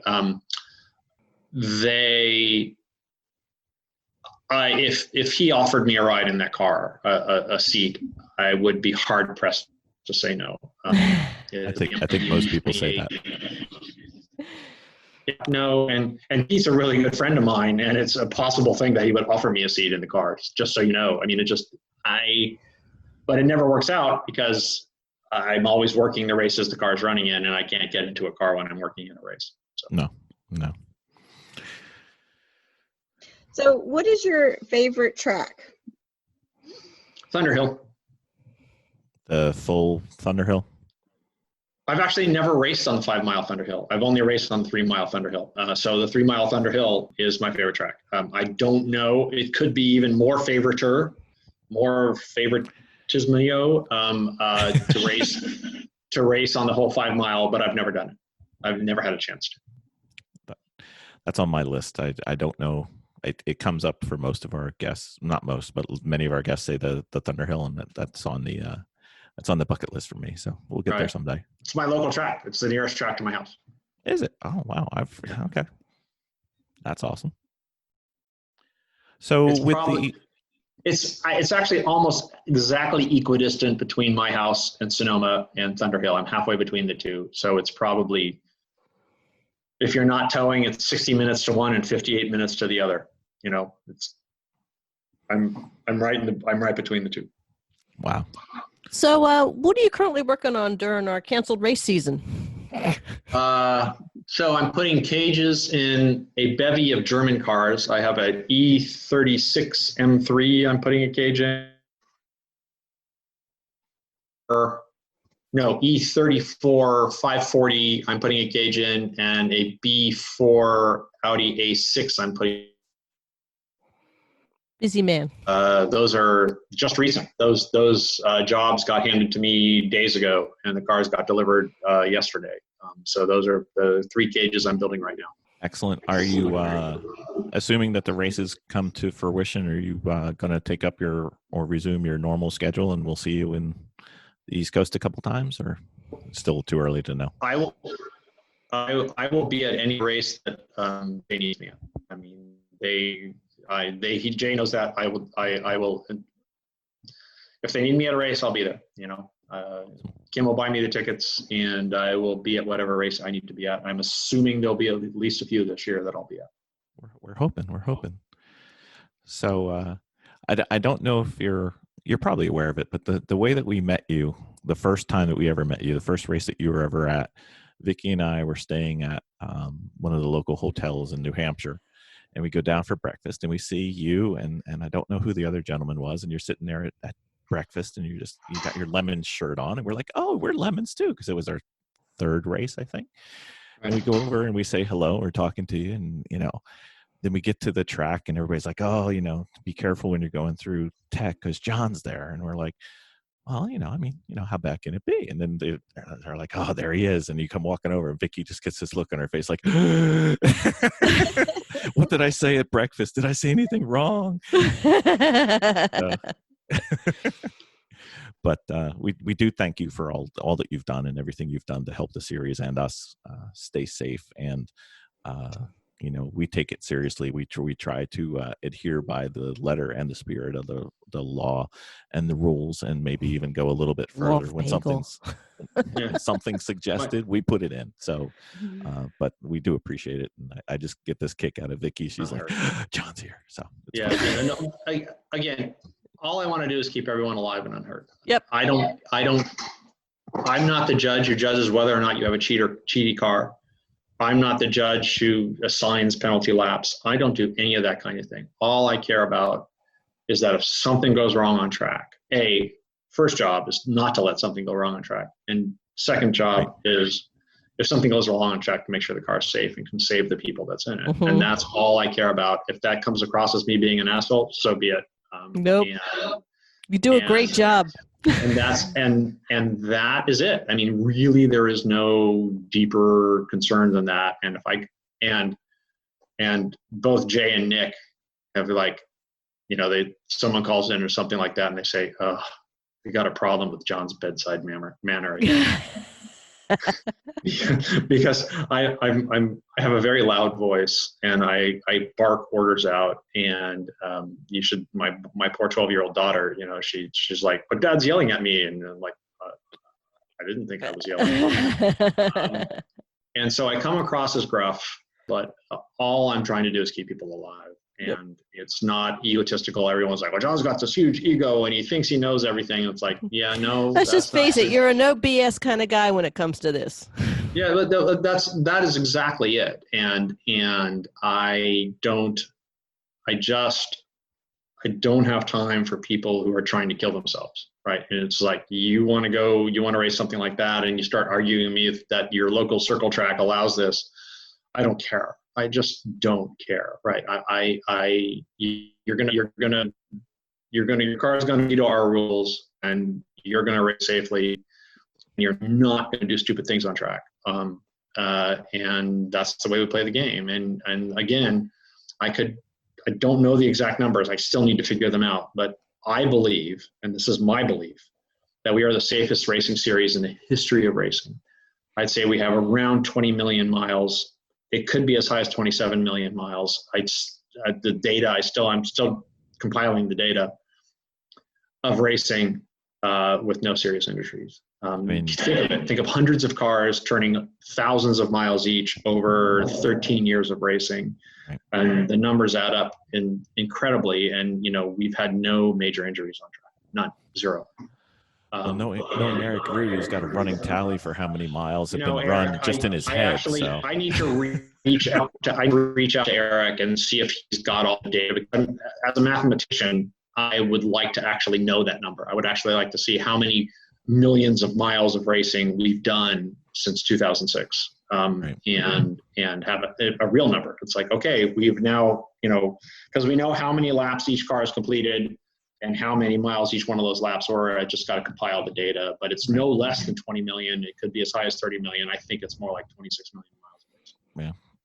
Well, as long as you don't count iRacing, your statistics will be valid. If you look at the iRacing debacles, there's bajillion dead people now. I have to wade into that, and I may well do so tomorrow night. That'd be great. And just at least spectate and watch. It's sort of on my list of things that I want to do, and I should probably do for Lemons and the whole iRacing thing. You know, now that my daughter has a Xbox, and we actually have a racing game in the house forever. And by the way, I didn't want to get this game for her. I'm anti-game and everything like that, but she wanted it. It's not her racing dad who wanted her to get a racing game. She wanted it, and and I wanted her not to have it. It was a completely opposite. And so we've got one now, and I can't do it. I can't drive it. I need the feedback from the seat and everything like that. Right. All I do is drive into the walls. I'm like, but I thought I knew how to drive a race car. So I have to relearn the racing without the input from your butt, you know, i.e. sitting in the seat and feeling what the car is doing around you. I can't, without that input, I suck at racing, which is what it's all about, right? Isn't that what it's called? I suck at racing? Yep. And some of the best drivers we have are equally, I don't know what the sucky, non-proficient, unproficient debacle. Some of the better racers are having the most trouble because they take away the G forces and the wind and the noise and the vibration, and they're just like, oh, wall. Yeah. So, you know. In a race car, the car communicates to you through the steering wheel. The steering wheel and the seat, they're your two tactile senses. The ass dyno, as we call it, and the steering wheel are the two ways you get feedback from the car. And I wish everyone had to learn to drive a race car. I mean, I did some showroom stock racing in a front wheel drive Ford Fiesta when I was very young. But I really learned to drive in the old NASA Pro 7 series and a first generation Mazda RX-7, which is a really slidey car. Yes. They're always sideways, and they're have a solid rear axle and stress front suspension. They're brilliant cars. They're absolutely, I love them to death. I have for first generation RX-7s, and I raced them and raced them and raced them. And I swear everyone should learn to race one of those things, because that car is talking to you every single minute of the car. The car is sideways. When you're going around every corner, you're at least 15 degrees sideways. You know, the axle's winding up and unwinding, and you know, you're just on the steering wheel and everything like that. And the way that car is talking to you through the noise of the tire rack and non-rack and pinion, you know, tire suspension and all that kind of stuff. Dude, we almost all the people who were racing the old Pro 7 Series got into Miatas, and all of those people are still the best Miata racers there are, because they raced in this antiquated suspension RX-7 and then jumped into Miatas, and everyone's like, oh, you know, again, it's the, you know, the angelic voices, you know, heavenly hosts singing and the bright lights, and you're like, oh my God, this car goes around corners. And that is, to me, what racing is all about, that communication from the car. And I've even been in really high-end simulator rigs, because I build them for a company here in California. I build all the metal parts of it. I cut them out and weld them together so they can mount all the screens and everything on them. So I get to sit in. And even those with the air cylinders drawing you around and all that kind of stuff, not even close. Not even close. And those don't even come close to what it's actually like to drive a car. No, it's a simulation, but it's still different. And especially when some of the physics I question on specifically the global Miata tires are just, there is no way that they are that slippery for 2 laps. It's crazy, but that's just me. Well, thank you, John. We appreciate you coming on, and hopefully we'll be seeing you at a race as soon as possible. That would be wonderful. Stay safe. I would very much like to go to a race. Yes, just to scratch the itch and get some of the smell. I mean, I work hard when I'm at races, but I really enjoy my job. I love my job, and I would like to get back to it, rather than, you can't see what I'm looking at, but I've been building fences, pergolas, putting in sod, fixing everything in the house, because that's all I can do, you know, until I got some roll cage work. So the house is looking absolutely beautiful, but I'd like to go racing again. And, you know, the one thing we wanted to make sure you got to hear is you don't hear it enough at the races. And even if you do, you still should hear it more. We want to thank you for every team and everybody who's racing, and appreciate everything you've ever done. So thank you. I actually do get thanked a lot. And it makes me tear up. I really enjoy it. So there you go. I mean, you don't understand what it feels like. I've built cages and I've seen cars endo flying through the air, and the car is 20 feet off the ground, and I'm at a track and I'm like, I built the cage in that car. And that guy's driving it like an ass. Standing up, you're going, and you're saying, I did the best I could. And then the guy comes out, and the first thing that happens is, because he's still in the ambulance. Sorry, my phone is going off. I was going to say, the first thing that happens is your phone goes off. You know, his wife or girlfriend or the woman in the car's boyfriend or whatever in the cage. It's a wonderful feeling. And I think there's very few jobs in the world that it's never gone wrong for me. So it's a wonderful job. I get to meet people like you guys, right? And I get to be, you're not here to get your car fixed. You're not here because you have to have a tooth pulled. You're not here because you have to have any of that kind of stuff. I get to work in a job where the people are interacting with me because they're there having the time of their life. And God, who wouldn't want to work a job like that? That's wonderful. Great job. I thank you guys for making me able to work a job like that. The fact that you pay entry fees allows me to work a dream job. There you go. Well, it's fair. I think we get more than we pay for. Don't tell Jay. We love it. We have such a good time. Well, there you go. That's what we're here for. Yep. We want you to have a good time, and we want you to go home and, you know, pet your cat. Mm-hmm. Absolutely. Well, thank you, sir. You have a great night. Right. We will talk to you later. That's not night, dude. You guys are on the East Coast. I'm in California. I gotta go build a cage. Well, you are complaining that it was 100 degrees, and we're complaining that it snowed. So there's different sides to the. Yeah, right. the No, it's equation. actually cool and rainy today, but yeah, it's totally cool. All Yeah, right, we man. had snow. We literally had snow just Yeah, 2 days I know. ago. Again, I checked. I figured it was going to hit Nova Scotia, and it didn't. So, my property is actually coming out from the snow. So we'll see. All right. Check. All right. Well, hopefully we'll see you this weekend. I don't think that's possible, but we wish it was. All right. All right. See you guys. Bye-bye. Thanks. Thank Bye-bye. you. Bye. Dominating with Dawson. Ben, Vicki likes to get some firmer understanding on how to set up a car, and one of the things that she's been having trouble with is a sway bar, and we just realized that she didn't fully know that there was a sway bar in the front and in the back.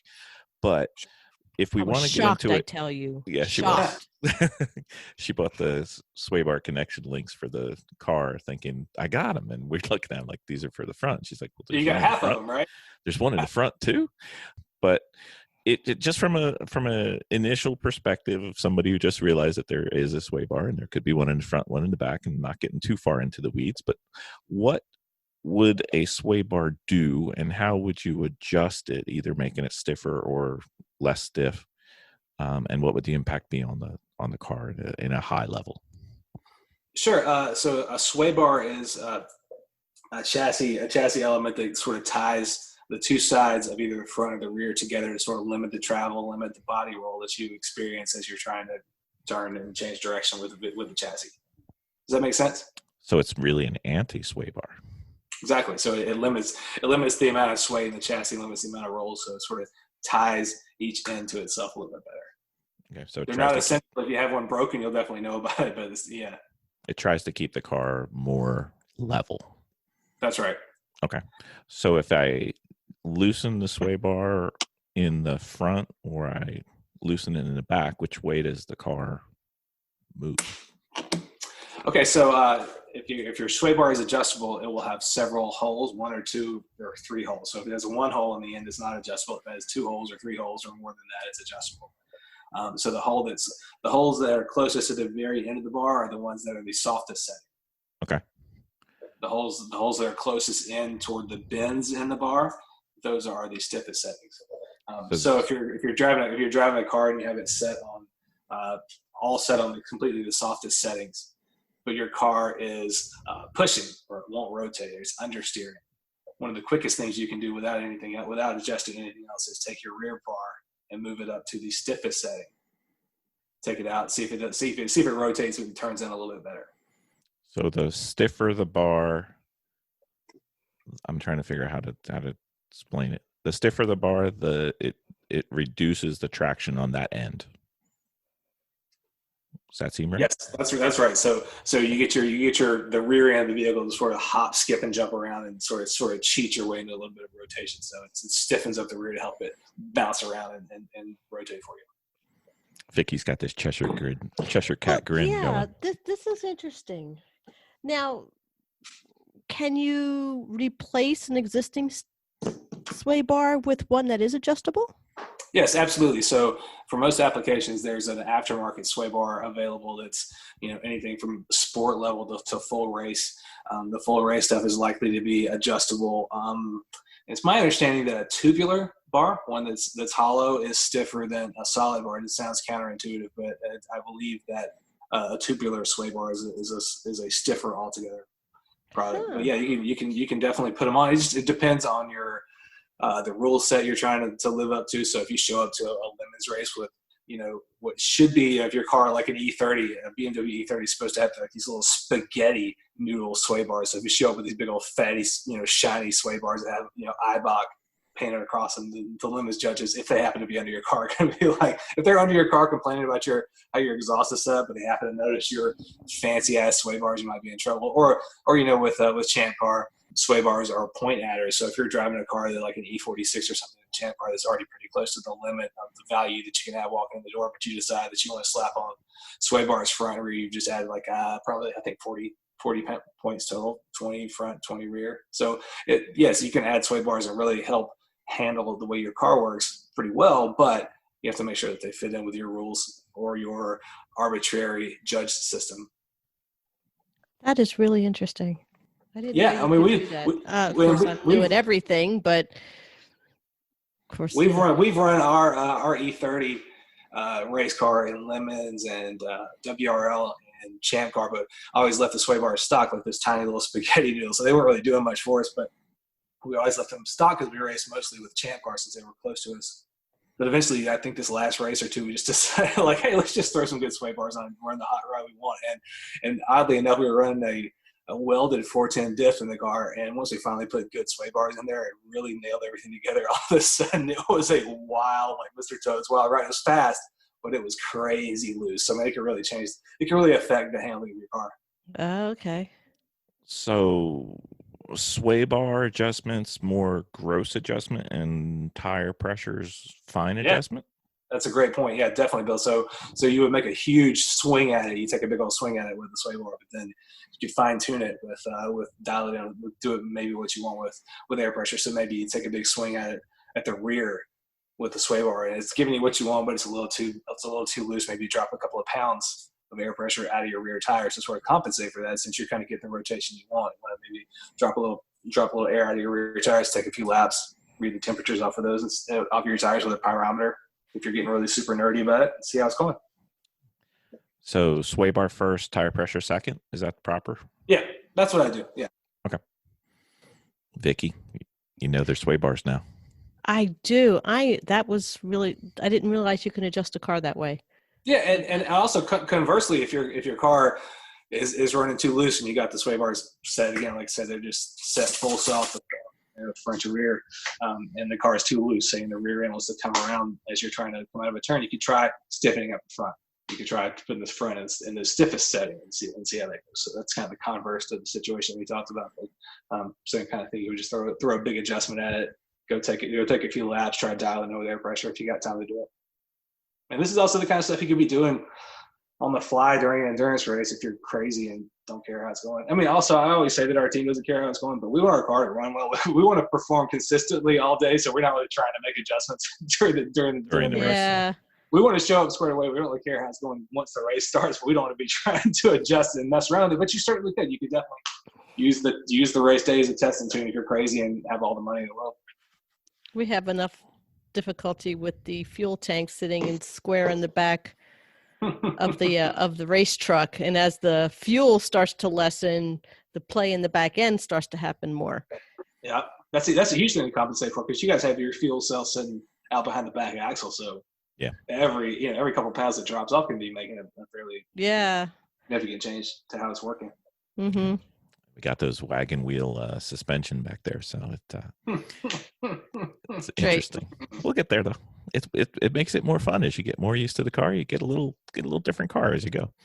Yeah, that's really interesting. It kind of feels like almost like you're adjusting a toy, which I guess you are. You really are. You just keep tweaking until something clicks with how you want it to race. That's true. And what we're doing is probably the most insignificant thing anybody could be doing at their time. So you just go around, make a change, see what you like, and just keep playing with it until it's fun. I mean, it's just like roller skating or race cars, whatever. Mm-hmm. So we're going to melt Vicki's mind and leave it at this. Just picture you're at your next HPDE. Yes. In your silver Flying Miata Stage 2 Turbo. Oh, yeah. And now you can adjust your roll bar to determine whether you're loose on the in or the out or the middle of the turn, or tight on the loose on the middle or the end of the turn, and just mess with her brain starting to melt right now. Yeah. Well, the thing is trying to understand what that feels like for a person who's relatively new. You know that you have a squirrely wild car, then you probably need to stiffen it up, but knowing or not knowing what that's supposed to feel like, I guess, it'll take some time in the seat to figure, okay, I don't like the way it's doing, and then figuring how to adjust it. But I didn't even know you could do that. That's amazing. And as much as I never liked autocross, but just because I'm not good at it, but as much as I never liked it, that's a really good place to go get a feel for, loose and tight, what's too much, what's not enough, as far as trying to feel a car completely out of control with very low consequences because you're going, a slow enough speed that you're probably not going to slide completely under that chain link fence that's 100 yards away. So Wow, basic, think about whether your front wheels are starting to slip or your rear wheels are starting to slip and Yep. where that's happening. okay. Is it on entry, middle, or exit, or the whole thing? Okay. And then you make adjustments to fix it Okay. until you I get it have to to where pay you want more it. attention to that. Well, first you got to know that exists, and then you can pay attention to it.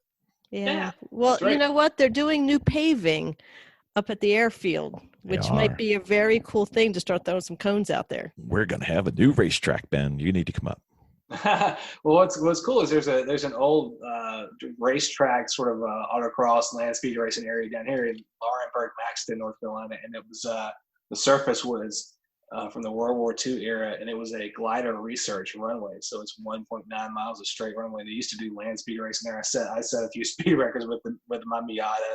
We set a few with my dad's Sprite, but also they would do autocrosses down there using kind of the worst part of the runway while the land speed racers always wanted to use the best. But lots of like really chunky, slick circuits out there. So that's a different kind of challenge. But you guys are going to have a bunch of nice, tacky, grippy, new concrete or asphalt. We have a bunch of slimy, crappy stuff down there. It's a whole lot of fun to run on. Yeah. But actually, that's not a bad idea, setting up your own autocross course. Sure. It really shouldn't be that bad to do. I mean, As long as the plane doesn't land on us, we'll be fine. well, I'm just talking about, vacant area to go out and just throw a bunch of cones down. Absolutely. Yeah, we were using an inactive section of runway. Sorry, I should have said that. Yeah. We still have to share the runway, so we have to time it with incoming, outgoing, small planes. But I think that actually next month is going to be their busy month, which is June. They'll get very busy because they'll all be antsy to get up in the air again. Well, you can certainly feel some sway bar changes in an autocross. Yeah. Place to feel them out. Now, But I guess you won't really know till you start adjusting. That's right. And make one adjustment at a time. If you're out there making changes, trying to see what works, don't make an air pressure change and a sway bar change at the exact same time. Go make one change, see what effect it has, and try to mitigate it or I guess exacerbate it with a different change if you're trying to still change the To effect. understand what that feels like with each section of adjustment. Yep, exactly. sounds like a plan. All right, Vicki, get on it. I need my sway bars. Chop, chop. I got to see if I actually have adjustable sway bars. I might have to crawl up underneath there. You do. If you don't, you can certainly get them from Miata. There's some great ones out there. Yeah. You do. I do? Okay. Yes, go have There fun. you go. All right, thank you, sir. For now, she's leaving for the garage now. We'll see you later, Vicki. Bye. Bye. Bye, We'd like to thank everybody for listening to our podcast. And if you could subscribe to our podcast, that would be awesome. If you need to or want to follow along with us, you can follow us on Instagram at Garage Heroes in Training or at Facebook at Garage Heroes IT. We'd really like it if you could send us some questions or topics that you'd like to hear, and we'll be able to address them in an upcoming episode. You can send them to us on our website at garageheroesintraining.com or on an email at garageheroesintraining@gmail.com.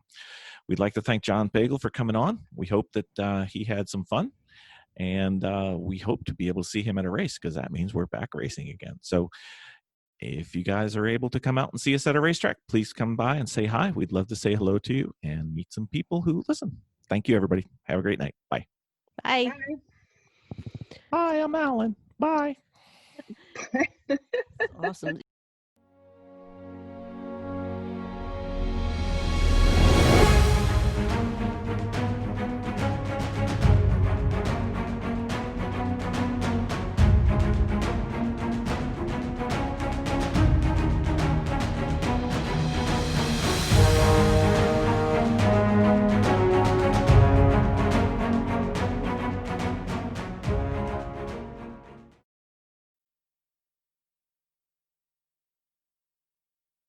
I gotta say that just blew my mind. I figured it would. That's why That really- if you that listen just- to our that just- dominating with Dawson sections. Yeah. I'm certainly going to do these now. Oh, Listen to them. Wow. Now I just want to crawl up underneath my car. Don't tease me So now. it's Like you didn't know there was a sway bar. I didn't know there was a sway bar. And you didn't know there was a sway bar in the front and the back. So these are things people don't know, but the people who race think they're like fundamental. Everybody knows that. And I'm sitting there going, no, I don't. Vic, One more minute, we get to run with that or make fun of her. If you click I mean, we can make fun of her anyway because she doesn't listen. Like, so you don't have to worry about that, John. Yeah, pretty much ever. She'll barely be listening while she's with us, so don't sweat it. You can, you know. You guys do know what my official title is, right? No, please. Official title? No, I know that you are the intimidator to my wife because she's scared, petrified of you for absolutely no reason. My business card says Tech Tyrant. Ah, there we go. Ooh, TT, nice. All right. What? JP the TT. All right. Yeah, there you go. Tyrant? You got it. Yeah. All right. I can use that. Well, I can you know Eric Rude's everything bagel. Everything bagel, yeah. That's my favorite. He definitely needs that on that business card. Yeah, I would have gone with onion bagel for him, but you know.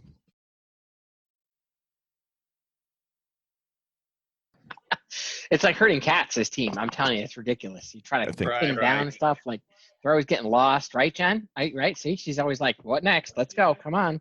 All right. Got to keep you in line. Right. That's right. Keep you moving.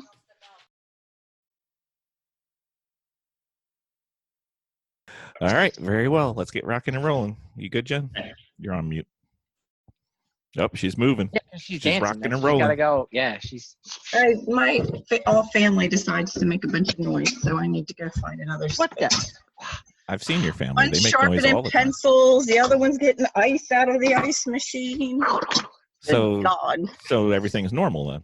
Exactly. Yeah, the pretty dog's much, yeah. not ringing the doorbell. Oh, it's Wednesday. It's Wednesday. Yeah. Oh, yeah, she's got her dog trained to ring the doorbell when it has to go out. Some of us are smarter than others. I'm just saying. Yeah, well, Usually that dog. and then the dog goes to somebody's house for stay over weekend and can't find the doorbell. Sorry. Just keeps banging into the door with his head and going, it's not making noise.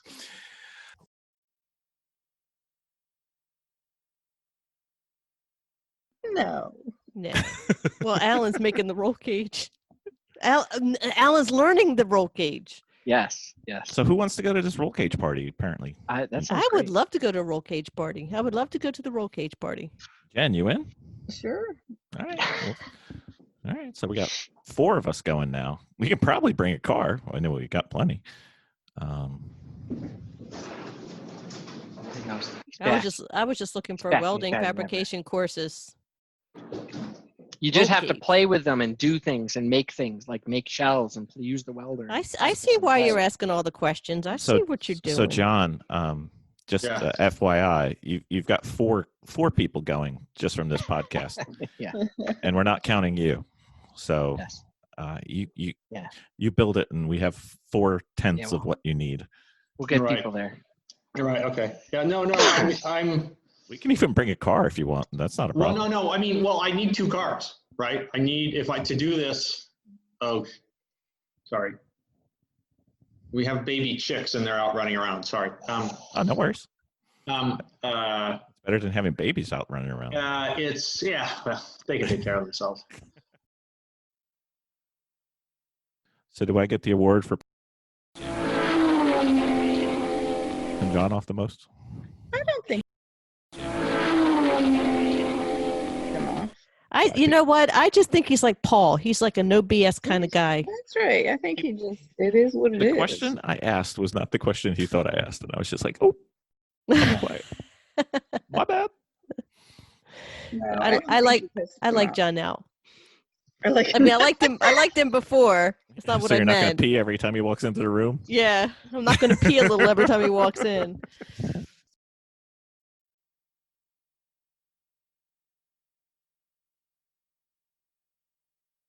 So on the good news, they're repaving the airport. Well, see, I was going to say, like, if there weren't any races, maybe we could, like, pull something together. I don't know if they're going to want us to have a race on a brand new paved airport runway. But we'll see. I'm not against going to the mall and saying, hey, can I run an autocross here? Yeah. Do that. Autocross would be nice. Do it in the Sears parking lot. They're never using that thing again. I mean, even if we did it just with us,